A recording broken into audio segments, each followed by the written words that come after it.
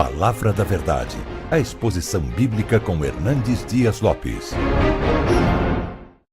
Irmãos amados, nós vamos orar ao Senhor, pedir a bênção dEle para este momento de leitura e exposição das Escrituras. Curva sua fronte, por gentileza. Vamos falar com Deus. Pai, nós te adoramos pelo privilégio de nos reunirmos nesta manhã em tua casa. Os teus átrios são amáveis, e um dia na tua casa é mais proveitoso para nós do que 1000 dias fora dela. Aqui temos a promessa da tua presença e aqui temos a comunhão com teu povo. Agora que vamos abrir a tua palavra, suplicamos-te que tu nos ilumines a mente e o coração, que tu fales conosco, que todo o nosso pensamento seja levado cativo à obediência de Cristo, e que a tua palavra viva e poderosa encontre guarida no nosso coração nesta manhã. Assim oramos em nome de Jesus. Amém.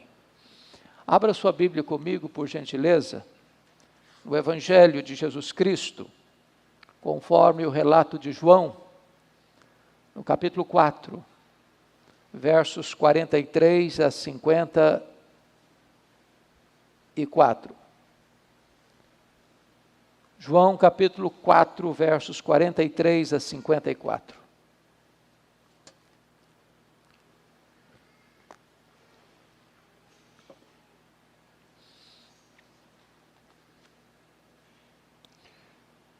Está escrito: passados 2 dias, partiu dali para a Galiléia, porque o mesmo Jesus testemunhou que um profeta não tem honras na sua própria terra. Assim, quando chegou a Galiléia, os galileus o receberam, porque viram todas as coisas que ele fizera em Jerusalém, por ocasião da festa, a qual eles também tinham comparecido.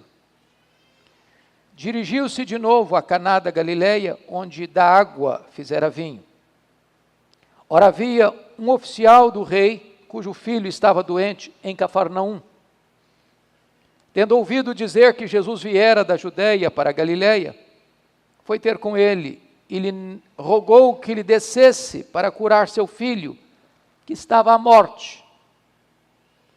Então Jesus lhe disse: se porventura não virdes sinais e prodígios, de modo nenhum crerdes, de modo nenhum crereis. Rogou-lhe o oficial: Senhor, desce antes que meu filho morra. Vai, disse-lhe Jesus, teu filho vive. O homem creu na palavra de Jesus e partiu. Já ele descia quando os seus servos lhe vieram ao encontro, anunciando-lhe que o seu filho vivia. Então indagou deles a que hora o seu filho se sentira melhor. Informaram: ontem, à hora 7ª, a febre o deixou. Com isto, reconheceu o pai ser aquela precisamente a hora em que Jesus lhe dissera: teu filho vive, e creu ele e toda a sua casa. Foi este o segundo sinal que fez Jesus depois de vir da Judéia para a Galiléia. E eu queria pensar com vocês sobre o seguinte tema: Senhor, eu preciso de um milagre. O contexto desta passagem mostra para nós Jesus atravessando a província de Samaria, território hostil e perigoso. E diz a Escritura que, depois daquela extraordinária experiência de Jesus conversar com a mulher samaritana, seguindo passos bem distintos para ganhar o seu coração, sua atenção, aquela mulher creu em Jesus. E diz o verso 39, deste capítulo 4 de João, que muitos creram em Jesus por causa do testemunho da samaritana. Mas diz o verso 41, que muitos outros creram em Jesus, por causa das próprias palavras proferidas por Jesus. Após isso, depois de um resultado tão otimista em território meio gentílico, meio judaico, porque os samaritanos eram um povo híbrido, Jesus retorna para sua cidade de Nazaré, onde crescera, onde era carpinteiro por tantos anos. E a Bíblia diz que ali em Nazaré, Jesus não realizou muitos milagres por causa da incredulidade deles. E aqui chama atenção, à guisa de introdução, para 3 fatos. Primeiro, acostumar-se com o mensageiro e não atentar para a grandeza da mensagem é um perigo. Os nazarenos olhavam para Jesus como filho de Maria, como filho de José, como homem que cresceu entre eles, como carpinteiro. Estavam familiarizados demais com ele, acostumados demais em vê-lo todo dia. E este costume, esta familiaridade com Jesus, levou-os a pensar que ele era apenas um ser como eles, tão comum quanto eles. E eles não tinham olhos abertos para ver que Jesus era o Messias, era o Filho de Deus, era o Salvador do mundo. E por causa da incredulidade deles, Jesus ali não fez muitos milagres. Irmãos amados, a familiaridade com o sagrado, o fato de você vir à igreja domingo após domingo, de você ler a sua Bíblia dia após dia, pode levar você a um perigo de familiarizar-se tanto com o sagrado, que de repente você faz isso mecanicamente. De longe eu estou sugerindo que você não deva ler a Bíblia todo dia, que você não deva vir à igreja com assiduidade. Ao contrário. Mas cuidado para que você, ao estar diante do sagrado, não deixe que isso, meu amado irmão, tire de você a expectativa das ações soberanas de Deus na sua vida e na sua família. Segundo lugar, as pessoas querem ver milagres, sem compromisso com o Deus das maravilhas. Olha comigo o verso 45. Assim, quando chegou a Galileia, os galileus o receberam, porque viram todas as coisas que ele fizera em Jerusalém, por ocasião da festa, a qual eles também tinham parecido. Se você perceber o relato de João 3, está escrito, antes do capítulo de João 3, aquela experiência de Nicodemos, no capítulo 2, verso 22 a 25, o seguinte: estando Jesus em Jerusalém durante a festa da Páscoa, muitos, vendo os sinais que ele fazia, creram no seu nome. Mas o próprio Jesus não se confiava a eles, porque os conhecia todos. E não precisava de que alguém lhe desse testemunho a respeito do homem, porque ele mesmo sabia o que era a natureza humana. Em outras palavras, tem muita gente que procura Jesus, que vai ao encontro de Jesus, não porque está interessado em ouvi-lo e em recebê-lo como Salvador pessoal, mas é apenas em oferir vantagens imediatas, receber um milagre, ou ver um milagre. Nós cremos em milagre. Nós pregamos sobre milagres. Nós oramos por milagres.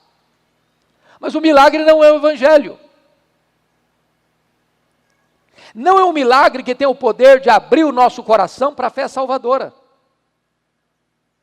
Muitos creram em Jesus ao ver os seus milagres, mas Jesus diz: essa fé é apenas uma fé temporal, é uma fé passageira, é uma fé apenas para as coisas do aqui e do agora. Não era uma fé salvadora.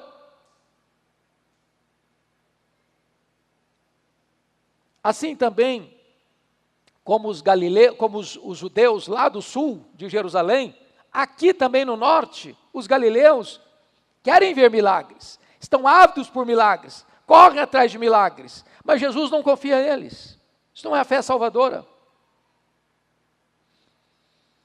Eu acho curioso, lá em Atos 2, acontece o derramamento do Espírito Santo, aquele foi um fato extraordinário, mas o fato em si não foi suficiente para abrir o entendimento do povo de Jerusalém. Ao contrário, ficaram com ceticismo. O que quer isso dizer? Houve até mesmo preconceito. São galileus. Houve zombaria, estão bêbados. Entretanto, quando Pedro se levantou para pregar e pregou uma mensagem cristocêntrica, os corações foram compungidos. E cerca de 3.000 pessoas foram convertidas a Cristo. A terceira coisa que eu quero trazer à tona é que a incredulidade fecha a porta às intervenções de Deus. Está lá em Mateus 13:58. E não fez ali em Nazaré muitos milagres por causa da incredulidade deles. Eu não sei quanto a você, irmão, o fato de a gente vir à igreja, domingo após domingo, quantas vezes você vem para a casa de Deus sem qualquer expectativa? Você vem por um hábito, você vem por um costume, você vem porque você gosta de vir, e é bom que venha mesmo. Alegrei-me quando me disseram, vamos à casa do Senhor. Por outro lado, a gente vem por vir. Não espera nada, não tem expectativa de nada, não espera receber nada também, botou a vida espiritual no piloto automático. E sabe, irmãos, isso pode nos levar a ter a mesma situação dos habitantes de Nazaré.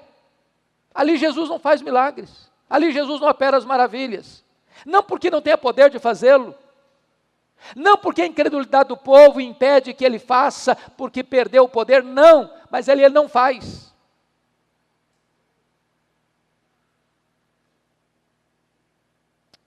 E é nessa conjuntura que então Jesus larga a cidade de Nazaré, desce mais um pouco para Caná da Galileia. Se você olhar no mapa de Israel, Nazaré está mais em cima, no norte. Aqui mais embaixo está Cafarnaum, à beira do mar da Galileia, que é mais baixo, a 220 metros abaixo do nível do mar. Então quem vem de Nazaré, rumo a Caná da Galileia, rumo a Cafarnaum, está descendo. Está descendo. Ele desce lá de Nazaré para Caná da Galileia. Foi onde ele fez o seu primeiro milagre. E é nessa conjuntura que sobe de Cafarnaum para Caná da Galileia, 30 quilômetros, um oficial do rei, obviamente, do rei Herodes Antipas, que era o tetrarca da Galileia. Ele tem um problema em casa, o seu filho está à beira da morte. E ele sobe para rogar a Jesus para descer com ele, para curar o seu filho. E aqui nós aprendemos algumas lições desse episódio. Primeira lição: a posição social não é segurança contra as tragédias da vida. Eu acho que essa pandemia, mais do que nunca, provou isso. Há determinadas enfermidades que as pessoas que têm mais posses, têm mais dinheiro, têm mais recursos, têm condições de buscar um tratamento mais adequado. Mas na pandemia aí, gente rica, muito rica, morreu, tanto quanto gente carente financeiramente. Sabe por quê? Porque posição social, dinheiro, cargo, hierarquia, posição elevada na sociedade, não blinda você. Não protege você. Semana passada, morreu o banqueiro mais rico do Brasil. Considerado um dos homens mais ricos do mundo, na área bancária era o mais rico do mundo. O senhor Safra. Morre o rico, morre o pobre. Morre o velho, morre o jovem. Posição social não protege, dinheiro não protege, prestígio não protege. E esse texto está nos mostrando isso. A posição que um homem ocupa no extrato social não é segurança contra as tragédias da vida. O dinheiro pode comprar para você um bom plano de saúde, mas não pode lhe dar saúde. Pode comprar uma casa bonita, mas não dá um lar. Pode conseguir para você bajuladores, mas não amigos verdadeiros. O dinheiro pode comprar para você privilégios na terra, mas não um lugar no céu. Esse homem certamente tinha esgotado todos os seus recursos, todos os seus expedientes, para tratar do filho, para buscar a saúde do filho. Mas tudo debalde, tudo inútil, nada funcionava. E é nessa conjuntura, então, que ele recorre a Jesus. Charles Haddon Spurgeon disse, e com razão, que sedas e cetins geralmente cobrem corações angustiados. Os que dormem nos palácios têm noites mais intranquilas do que os que dormem nos casebres. Quanto mais alta é uma árvore, mais ela suporta o rigor das tempestades. Este homem é oficial do rei, mas está aflito, desesperado. Seu filho está morrendo. Há cheiro de morte rondando a sua casa. Era um caso urgente. Nem dinheiro, nem amigos, nem posição social puderam lhe ajudar. Mas há uma segunda coisa que esse texto nos mostra. A idade não é segurança contra a enfermidade. Quem está doente aqui não é avô, não é o pai desse oficial, não é o avô desse oficial, nem é o mesmo oficial, é o filho dele. A doença chegou para alguém jovem, cheio de vigor, com o corpo talvez sarado, como diríamos hoje. Isso prova, irmãos, que o ser humano é vulnerável. É vulnerável. A força do jovem, a saúde do jovem não é uma garantia contra a doença. Talvez um dos fatos mais dramáticos da vida é um pai e uma mãe ver um filho tenro, ou jovem, ou cheio de vigor, caído numa cama, enfermo, à beira da morte.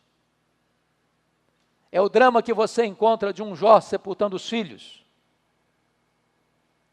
É o drama de um Davi sepultando pelo menos 3 filhos.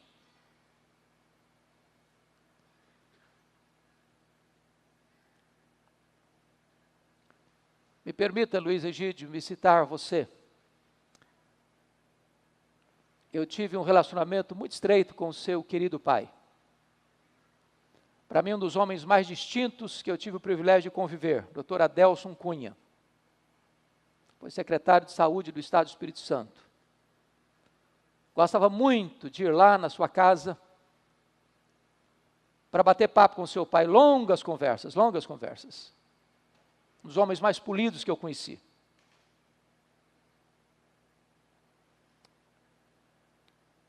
E um dia, seu irmão, filho caçula, adoeceu. Com tantos sonhos, com tantos projetos. Uma enfermidade grave, violenta e rápida. Seu irmão veio a óbito. E eu nunca me esqueci do que o seu pai me disse no funeral do seu irmão. Pastor, o que mais me dói é que meu filho furou a fila. Não é natural um pai sepultar um filho. Esse é o drama desse pai aqui. Seu filho está à morte. E nenhum pai tem um coração tranquilo, sereno, se o filho está à morte. A idade não é segurança contra a enfermidade.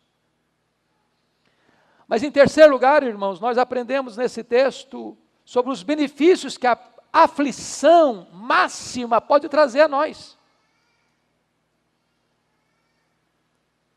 Porque até mesmo nas aflições mais agudas da vida, Deus continua no controle.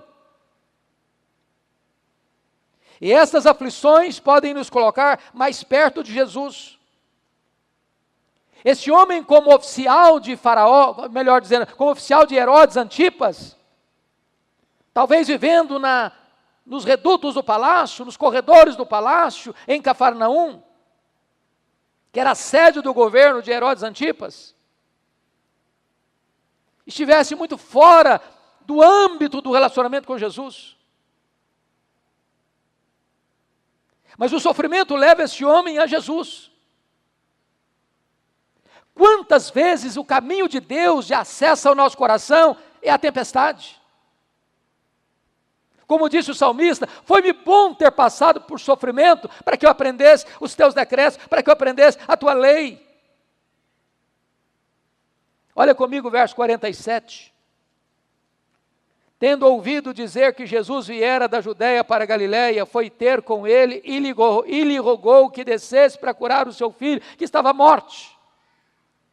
O sofrimento o levou a Jesus. E a Escritura diz que Jesus fez 2 milagres em Caná. O primeiro deles, transformando água em vinho, a pedido de uma mulher, aliás, sua mãe. O segundo milagre, em Caná, a pedido de um pai. Um para trazer alegria no casamento, outro para evitar a dor do luto.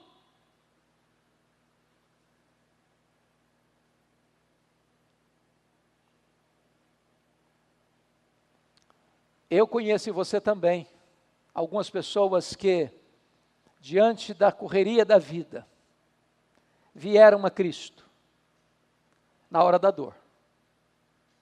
E encontraram nele refúgio, encontraram nele cura, encontraram nele consolo, encontraram nele perdão, encontraram nele a vida eterna. É o caso desse homem. Mas em segundo lugar, veja comigo, que a insistência para que Jesus vá com ele à sua casa. Olha comigo o verso 49. Diante da resposta de Jesus no verso 48, então Jesus lhe disse: se porventura não virdes sinais e prodígios, de modo nenhum crereis. Rogou-lhe o oficial: Senhor, desce antes que o meu filho morra.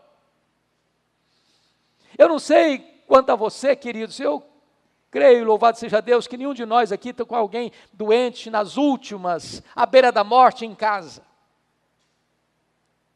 Mas há outros perigos que rondam a nossa casa. Há outros motivos de angústia e dor que cercam a nossa vida. E talvez você veio aqui hoje, nesta manhã, dizendo: Senhor, eu preciso de um milagre. Na minha casa, na minha vida, no meu casamento, no relacionamento com os meus filhos, na minha família.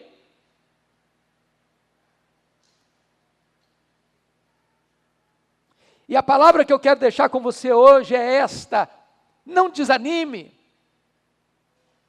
Se Jesus está tratando com você, se a resposta primeira de Jesus para você parece ser um balde de água fria no seu entusiasmo, se você não vir milagre, você não crê, e ele diz: Senhor, eu preciso, eu tenho urgência, meu filho está morrendo, desça antes que meu filho morra. Ele tem pressa. E eu estou seguro disso, irmãos, nós precisamos de Jesus na nossa casa. A maior necessidade nossa não é de coisas, não é de bens, nem mesmo de saúde. A maior necessidade nossa é de que Jesus vá conosco à nossa casa. Porque onde ele entra, leia os evangelhos e você vai ver que onde Jesus entrou, milagres aconteceram. Houve salvação, houve cura, houve perdão, houve restauração, houve recomeço, houve um novo horizonte dali para frente. Mas que passos esse homem deu para alcançar o milagre na sua família? Primeiramente, veja comigo a humildade dele. Olha aí verso 46, 47. Dirigiu-se de novo a Caná da Galileia, onde da água fizera vinho. Ora, havia um oficial do rei, cujo filho estava doente em Cafarnaum. Tendo ouvido dizer que Jesus viera da Judéia para a Galileia, foi ter com ele e lhe rogou que descesse para curar seu filho. Ele desceu do seu pedestal. ali ele não é um oficial do rei, ali ele é um pai aflito.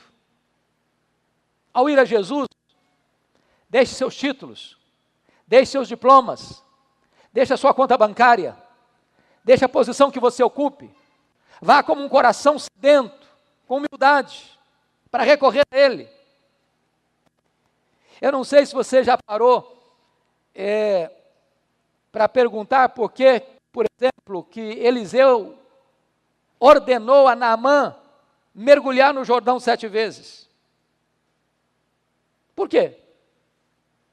É um ritual místico? Não.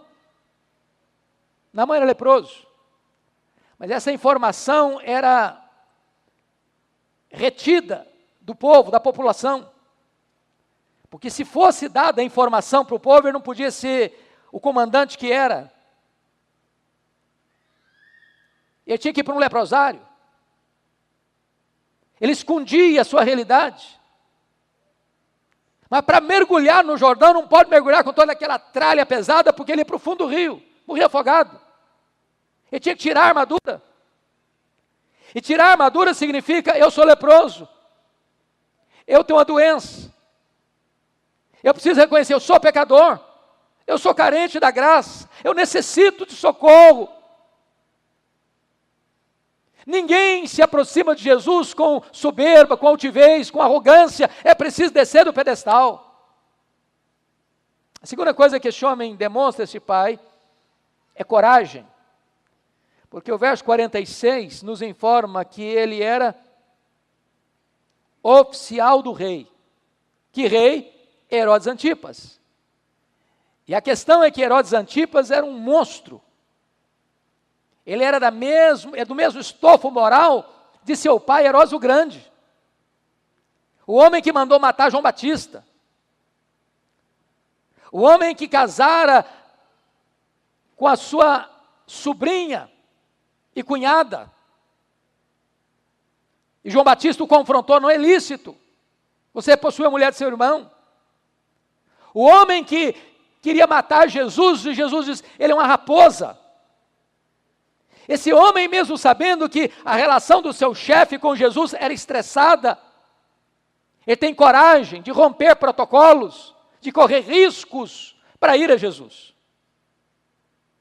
Quantas pessoas, irmãos, que ficam cheias de melindres, de vir à igreja, de ter uma Bíblia, de ler uma Bíblia, de ouvir a mensagem de Deus, porque a família, tradição familiar, tradição religiosa, com medo de um, com medo de outro, e com isso ele deixa de ir ao encontro de Jesus.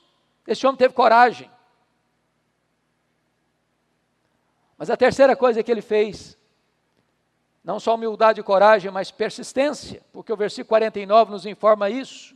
Senhor, desce antes que meu filho morra. Tem hora que Jesus não segue a nossa agenda. Nós temos pressa e achamos que ele tem que seguir o nosso calendário. O calendário de Jesus é diferente. Ele faz no seu tempo, do seu modo. Ninguém pode pressioná-lo. Ninguém pode botá-lo contra a parede. Ele tem seu tempo certo de agir. Mas a ideia é, se ele parece que está demorando, é porque ele está trabalhando na gente. Então persevere. Persevere. Não desista. Não jogue a toalha. Prossiga. Ore mais, jejue mais, chore mais, clame mais. Humilhe-se mais. Perseverança. Foi a forma que Jesus lidou, por exemplo, com a mulher cananeia. Ela roga pela filha. Senhor, tem misericórdia de mim. A minha filha está horrivelmente endemoniada. E Jesus não responde. Os discípulos, Senhor, responde essa mulher. Trata logo do problema dessa mulher. Despede essa mulher. Eu não fui enviado, senão as ovelhas perdidas da casa de Israel. Não é bom tirar o pão dos filhos e lançá-lo aos cachorrinhos? Senhor, eu me contento com as migalhas que caem das mesas. Diz, mulher, grande a tua fé, seja feito conforme a tua fé. E a filha dela ficou liberta e curada. Às vezes a gente enfrenta uma dificuldade e desiste. Às vezes a gente enfrenta uma dificuldade e vira as costas. Às vezes a gente enfrenta uma dificuldade e começa a praguejar. Em nome de Jesus, persevere até você ver os milagres de Deus na sua casa, na sua família.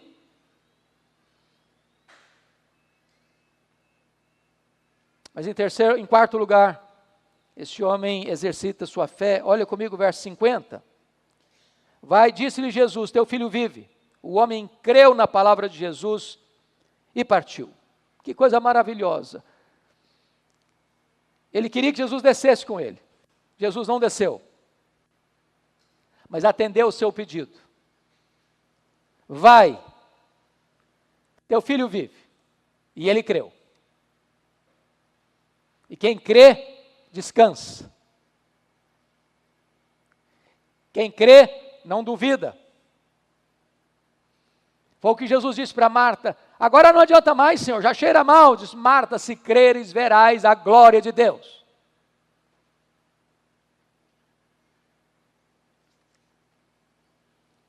Irmãos amados, quarto lugar, nós aprendemos que a palavra de Cristo é tão boa e eficaz quanto a presença de Cristo. Alguém pergunta assim, mas pastor, eu acho que as pessoas que conviveram com Jesus foram muito mais privilegiadas do que nós, porque eles viram Jesus, eles tocaram em Jesus. Mas você e eu vivemos 2000 anos depois de Jesus. Mas a palavra dele, a promessa dele, é o mesmo que a presença dele para nós.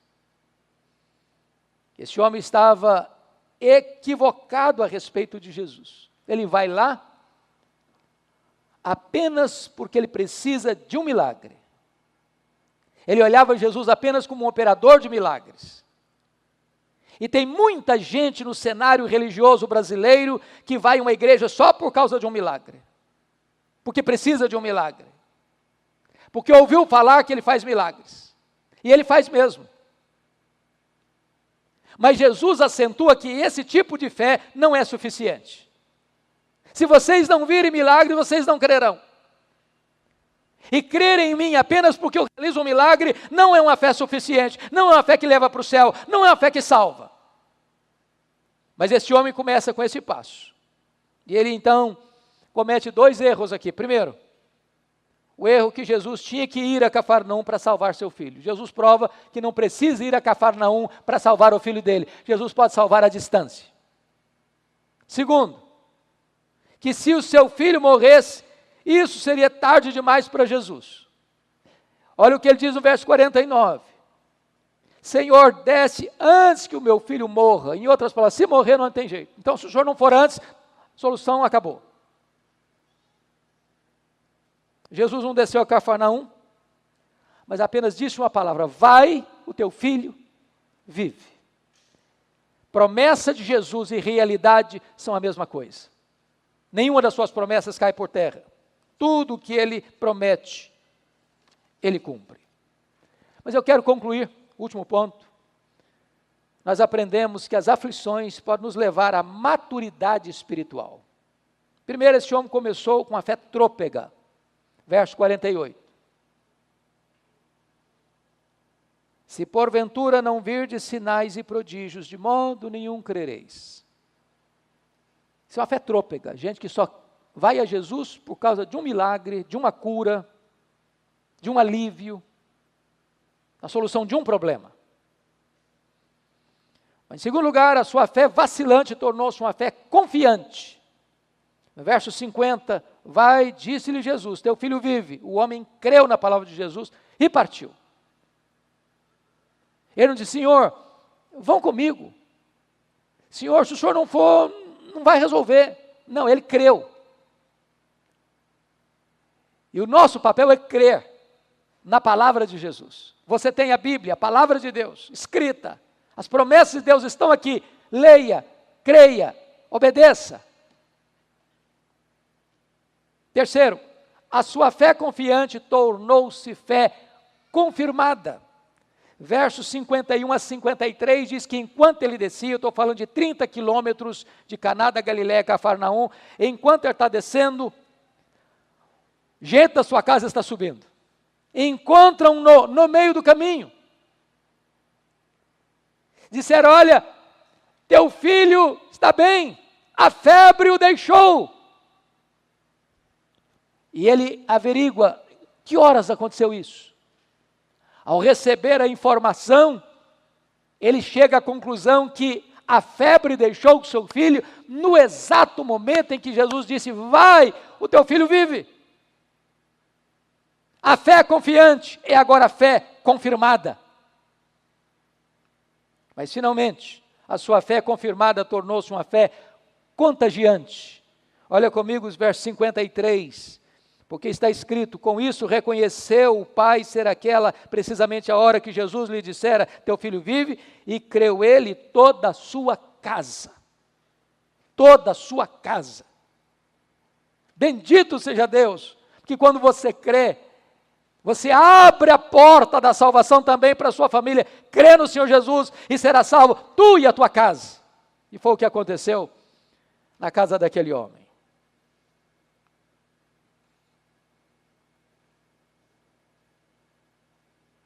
Eu quero concluir dizendo que Jesus entrou naquela casa, naquela família, pela porta da dor.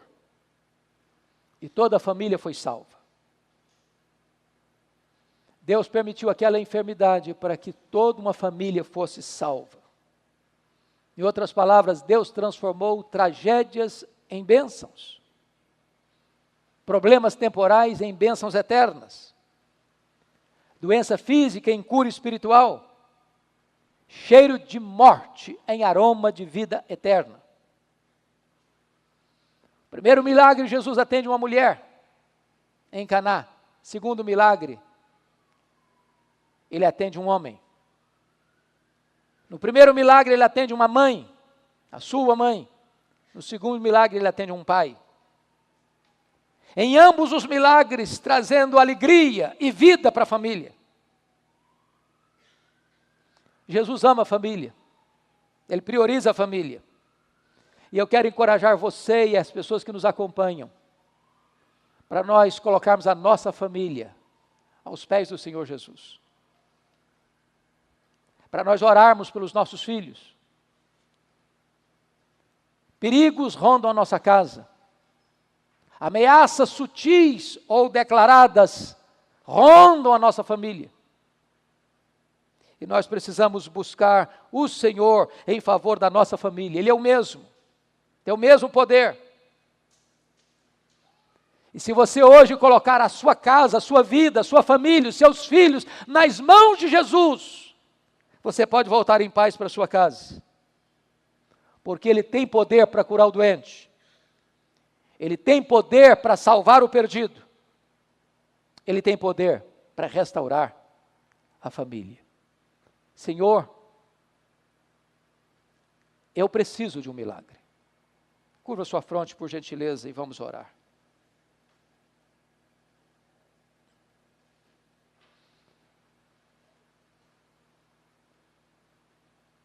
Como é que está a sua casa?